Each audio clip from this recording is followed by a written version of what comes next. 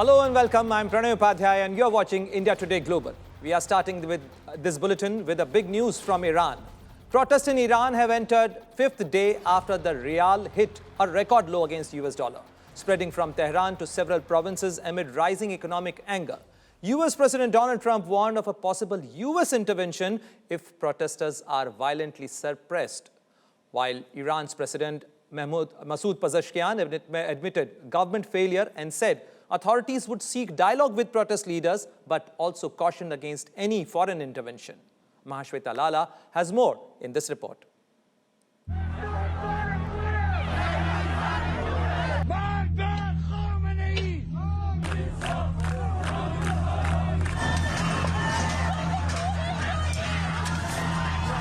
As protests in Iran entered the fifth day following the country's currency, Rial, hitting record low, US President Donald Trump warned that the US would intervene if Iranian authorities violently kills peaceful protesters. Trump in his Truth Social posted, and I quote, "If Iran shoots and violently kills peaceful protesters, which is their custom, the United States of America will come to their rescue. We are locked and loaded and ready to go. Thank you for your attention to this matter," unquote. Responding to Trump, Ali Larijani, Secretary of Iran's Supreme National Security Council, accused Trump of initiating adventure. The protests have now spread to other provinces of the country. Iranian city of Faza, some 750 kilometers south of the capital Tehran, showed protesters trying to breach the governor's office and shots being fired on the street.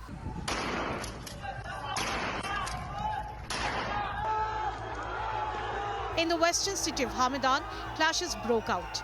Another video showed an overturned car and several fires as protesters chanted outside a police station.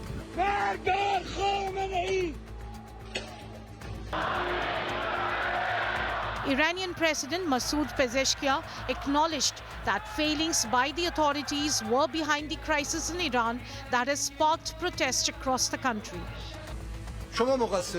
People are dissatisfied. We are at fault. You are at fault. Do not go after America as the one to blame. Do not go after, some other person to blame. It is we who must survive, and they must be satisfied with us. It is we who must properly manage our resources. It is we who must find a way and solve the problem.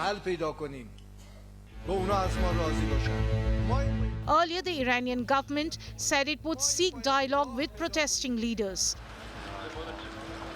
The protest started by shopkeepers in Tehran over economic hardships has also spread to universities. Iran's Rial currency has lost nearly half its value against the dollar in 2025, with inflation reaching 42.5% in December. This is the biggest protest since the 2023 protest following the death of Iranian woman Mahsa Amini in the custody of morality police. Mahashweta Lala, Bureau Report, India Today. And moving on, let's focus on another volatile front, the front of Bangladesh, because the situation in Bangladesh is worrisome.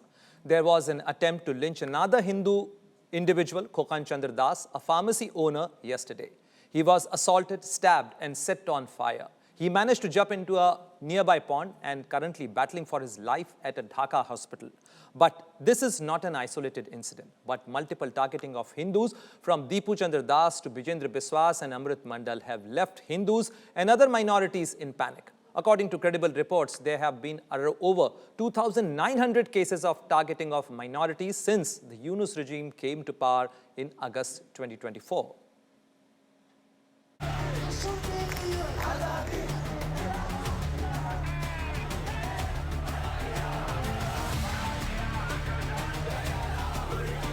These three faces tell a chilling story of fear, violence, and repeated targeting. In Bangladesh, Hindus are once again under attack. In the latest, 40-year-old Khokhan Chandra was stabbed, doused in petrol, and set on fire in an attempt to burn him alive. He jumped into a pond to save his life and is currently battling for his life in a hospital. কেহরবাঙ্গা ওষুধের দোকান বিকাশের দোকান দোকান বন্ধ করে বাড়িতে আইছে বাড়িতে মনে করেন বাড়ির গাডায় পেট্রোল দিয়ে আগুন দিয়েছে গায়ে সাইডে কূপ দিছে পেটের ইঠি বাইরে গেছে মাথায় কূপ দিছে Khokhan is just the latest name added to a growing list of victims. Weeks ago, it was Deep Chandra Das who was beaten to death and burnt, hung from a tree. And days later, Amrit Mandal was also lynched. Since the political upheaval in Bangladesh, minorities say their safety has steadily eroded. And with elections approaching, the cycle of intimidation and violence appears to be intensifying.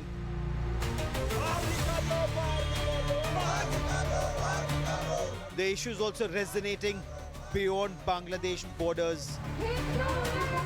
In India, several Hindu organizations are staging protests demanding international attention and accountability.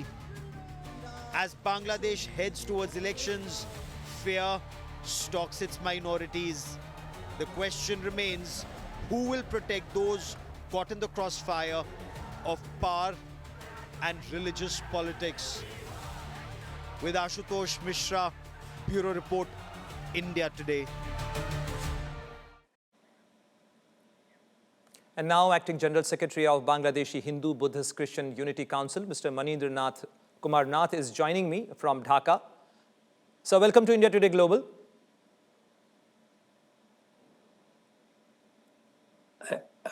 I also, Yes. I can am hear me? From Bangladesh Hindu Buddhist Christian Unity Council. Yes. You know, Yes. Bangladesh Hindu Buddhist Christian Unity Council is a human Mr. rights Mr. Nath, my first activist question, organization. my first question to you, that could you I'm provide not an clear. overview of the I recent not wave hear of you. targeted attacks I'm not hear you. on Hindus in Bangladesh, and how many cases so far in last 1 month? And if you can tell us more about the affected regions, which are the most affected Sir, regions? I am not hear you. I see you, but I am not hear you. Okay, I saw the we'll videos. try and fix. We'll try and fix No, this, but it is not clear. Yeah, please last go ahead. weeks, Please you go know, I also saw the videos recently in this month, month of December, several killings, several incident happened in Bangladesh.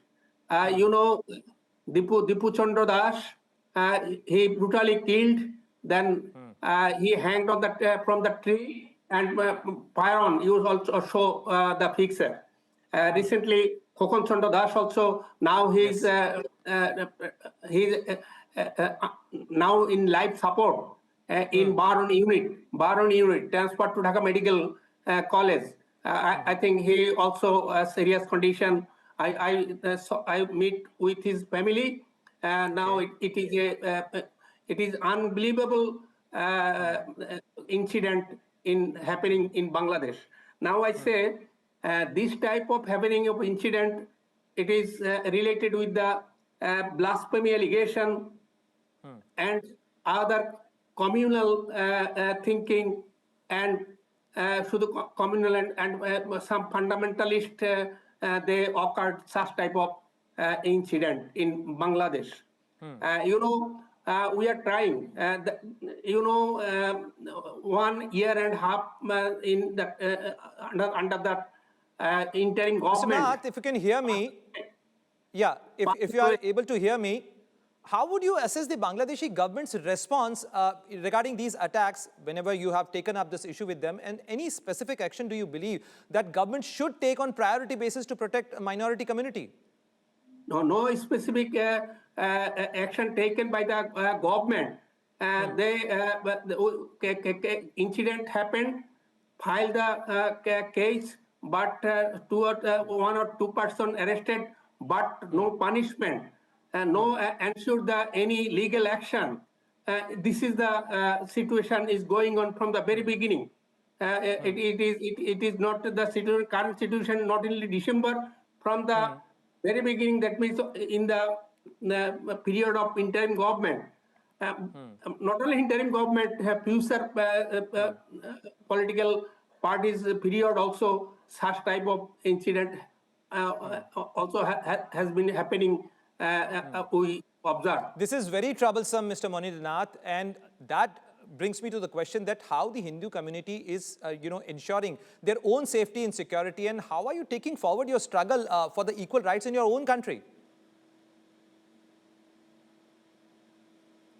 Not clear. A question is not. I hear not clearly. Hear you. Okay, so I wanted to ask you that how are you ensuring the safety and security of the Hindu community in Bangladesh? In fact, your struggle is for the equal rights in your own country. Pardon, I'm not clear. Okay, I think we have some issue with the link, but this was Monindra Kumar Nath clearly highlighting the case that, how Hindus have been targeted in Bangladesh and how they are facing. We want justice. We want proper legal action from the government. We are citizen in Bangladesh. We are citizen of Bangladesh. We born here. There is 2 crore, near 2 crore minority at present in the Bangladesh. We were 19% during the time of independence. Now we are only 9%. Due to atrocities, due to that type of attack, minority people day by day decreasing. However, we are living here. We continue here, and to protect our minority people, our organizational voice raised. We are raising our voice to the government. However, definitely this reducing population of Bangladeshi Hindus is a matter of concern. Thank you very much, Mr. Monindra Kumar Nath, for joining with us in the show and sharing your thoughts and perspective about the safety and security of Bangladeshi Hindus and the other minority communities. From Bangladesh's post-Hasina volatility and Nepal's political collapse to Pakistan's terror-triggered escalation, India's neighborhood is simmering with escalations and elections around. China's shadow and unrest converging in 2026. Is India truly prepared for what is coming next? Watch Geeta Mohan unpack all in Statecraft.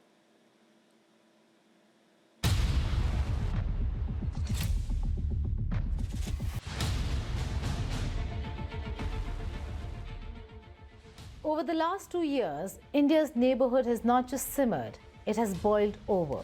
From Dhaka to Kathmandu to Pakistan's volatile frontier, 2024 and 2025 have turned South Asia into a belt of unrest where protests erupt without warning, governments fall overnight, and anti-India rhetoric becomes political currency. Sheikh Hasina's dramatic ouster in Bangladesh shattered a once stable flank. Nepal's streets exploded with Gen Z fury that toppled a sitting prime minister. And Pakistan lurched yet again into a terror-triggered military crisis that flirted with escalation before pulling back from the edge. Add Chinese footprints deepening across borders, radical narratives bleeding into the streets, and treaties hanging by threads, and India now finds itself ringed by uncertainty.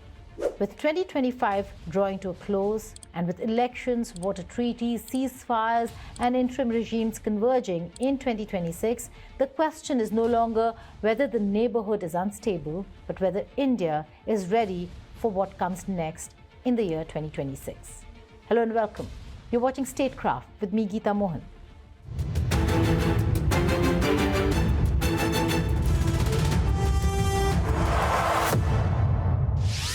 Across 2024 and 2025, India's immediate periphery has undergone regime changes, violent protests, border confrontations, and ideological radicalization, all unfolding at once. Bangladesh is navigating a post-Hasina vacuum under an interim setup hostile to India. Nepal is grappling with political collapse and revived territorial assertiveness. And Pakistan remains trapped in a familiar cycle of terrorism, retaliation, and fragile ceasefires. Each crisis is different, yet all feed the same reality. India's neighborhood-first policy is being stress-tested by instability, external interference, and domestic upheavals beyond its borders. As 2026 approaches with elections, treaty deadlines, and unresolved conflicts looming, How does India brace itself for a neighborhood that no longer pretends to be calm? Bangladesh is the epicenter of this regional churn, and its aftershocks are being felt most acutely in New Delhi.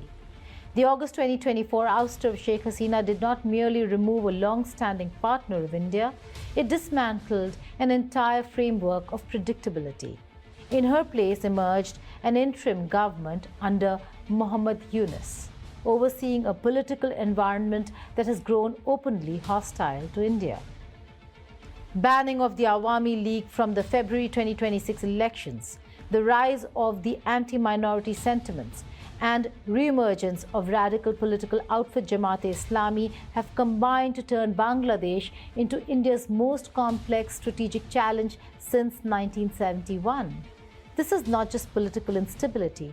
It is a realignment of narratives, alliances, and street power that places India squarely in the crosshairs. Thousands of incidents were reported in the immediate aftermath of August 2024, including temple vandalism, home burnings, and targeted killings. Through late 2024 and into 2025, new waves of violence emerged, with lynchings, mob attacks, and intimidation becoming recurring headlines. December 2025 saw renewed clashes after the killing of Hindu businessman Geeta Chandra Das, prompting minority protests accusing the interim government of failure and complicity. For India, this is not a distant humanitarian concern. It is a combustible mix of refugee risk, border instability, and domestic political pressure that bleeds straight across a porous frontier. The strategic stakes are compounded by geopolitics. China's expanding infrastructure footprint in Bangladesh, including sensitive projects like the Lal Monir Hat airfield near the Siliguri corridor, adds a hard security dimension to the unrest. Pakistan's defense ties with Dhaka quietly growing. Trade worth $14 billion in projects like the India-Bangladesh Friendship Pipeline hang in the balance, while the renewal of the Ganga Water Treaty looms in December 2026 without formal talks underway. What was once a relationship anchored in history and cooperation is now hostage to street politics, external influence, and an interim regime struggling to assert control. Bangladesh is no longer just unstable, it is unpredictable. And unpredictability is the enemy of strategic planning. After a deadly fire in a Swiss bar that killed 47 and injured 115 people at the eve of New Year celebrations in the resort town of Crans, Montana, a video and a photo which, though not verified, has gone viral. The photograph and the video purportedly shows the moment when the fire began and the panic that followed. The cause of the blaze, which was initially reported as an explosion, remains unclear, but authorities said it appeared to be an accident rather than an attack. According to a Swiss prosecutor, the most likely scenario is a generalized blaze that caused an explosion. Italy and France said that some of their nationals are missing, while Australia said some of its nationals were injured. Investigators have begun the upheaval task of identifying the burned bodies, of which some cannot be identified because they are charred beyond recognition. Floral tributes were laid and candlelit during a vigil.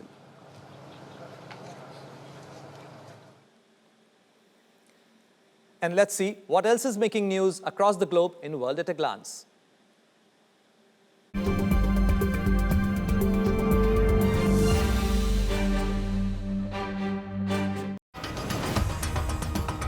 Venezuela is open to negotiating an agreement with the United States to combat drug trafficking, the South American country's President Nicolas Maduro said in a pre-taped interview aired. Maduro said Caracas was ready to discuss an agreement with Washington, D.C. to combat drug trafficking. He also said if the United States wanted oil, then Venezuela was ready to welcome U.S. investments like Chevron. Russia said it had extracted and decoded a file from a Ukrainian drone downed earlier this week that it said shows it had been targeting a Russian presidential residence and that it would hand over the relevant information to the United States. Moscow had accused Kiev of trying to strike a residence of President Vladimir Putin. It said Russia would review its negotiating position in ongoing talks with the US on ending the Ukraine war. The Chinese People's Liberation Army Navy has commissioned a new Type 052D guided missile destroyer in the beginning of 2026. Named Laudi, the newly commissioned destroyer features upgraded radar, weapon and network systems, leading to enhanced regional air defense, sea attack and task force command capabilities.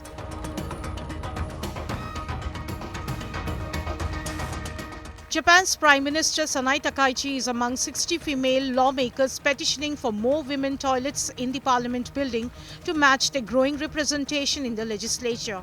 There is one female toilet with 2 cubicles near the plenary chamber, though the entire building itself has 9 female toilets with 22 cubicles. North Korea's state-run television released about an hour-long footage showing North Korean leader Kim Jong-un attending New Year celebrations in Pyongyang. Kim's daughter, Jo-ae, whom some analysts view as a frontrunner to succeed him, accompanied Kim during the celebrations. The two were seen hugging and kissing children on their cheeks, sitting next to each other and holding hands. In a speech, Kim lauded the effort of the North Korean people, saying he and the people can feel proud that they boasted strength and dignity of North Korea in 2025. He also called for unity ahead of the key party congress expected to be held in early 2026 that will lay out the country's future direction. North Korea is expected to soon hold the 9th party congress of the Workers' Party of DPRK, which will set out plans for the next 5 years in key areas like nuclear and weapon development as well as the economic development. Kim and his daughter also met the families of commanding officers of North Korean troops fighting on Russia's side in the war in Ukraine.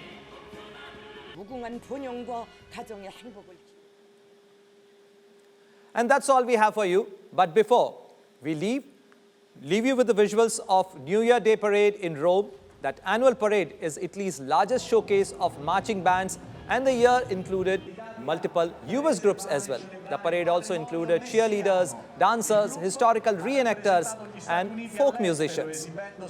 So enjoy the visuals, good night, and a very happy New Year to all of you.